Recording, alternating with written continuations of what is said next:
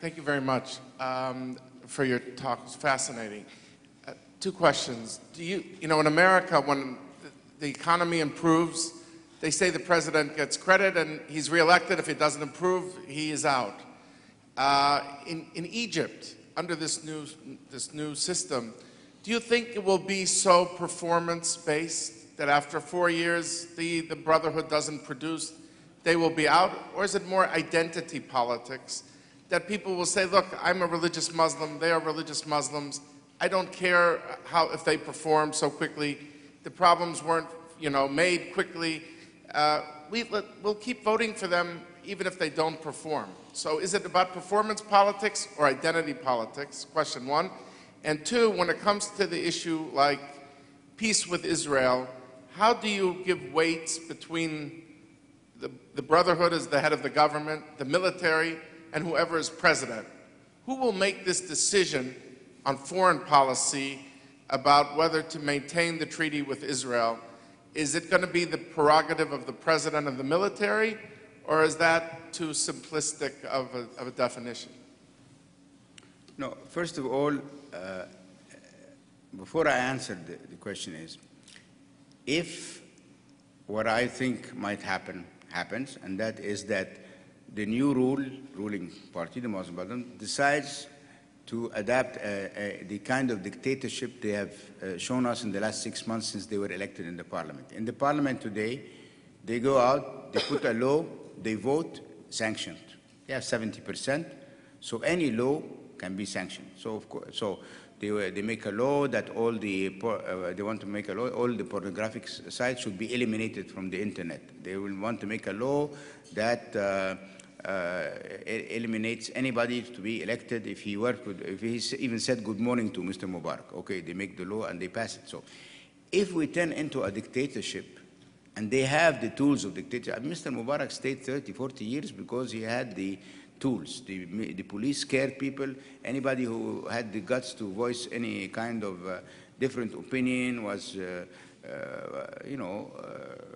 taken, was put in prison, and so on. So they might resort to the same tools, and then there is no discussion, bad results, good results, do what you want, we are here to stay. If it's not the case, and I'm wrong, then they do have economic problem and they fail. I think today the Egyptians, many of them will not accept failure anymore because the problem this revolution did, they thought that this revolution would bring also wealth, and that they will be, that between day and night their life will change and there will be prosperity.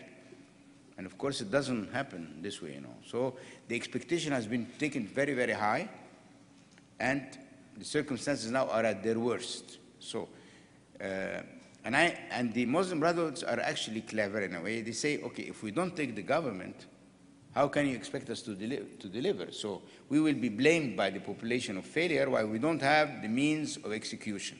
Okay, sounds fair to me. The problem is, do you want the power to really do what's good for Egypt, or just to stay in power and say, I thank you, democracy, you've given me what I want, but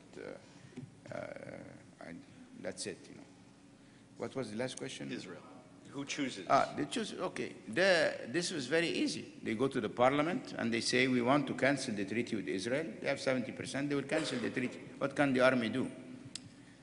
The army definitely doesn't want to cancel the treaty. The army definitely will never and never wants to go to war with Israel anymore. They actually have positive sentiments, And there is another fact that we can't afford to have a war with Israel because all our defense system is US-based, and the US will never allow us to use it against Israel, So that's, again, it's fictitious, when we think that the Egyptian army will go and do that. But to answer your questions, even if they're saying today we will not cancel the treaty, we will not do that, their idea of the Islamic Khilafah includes Hamas.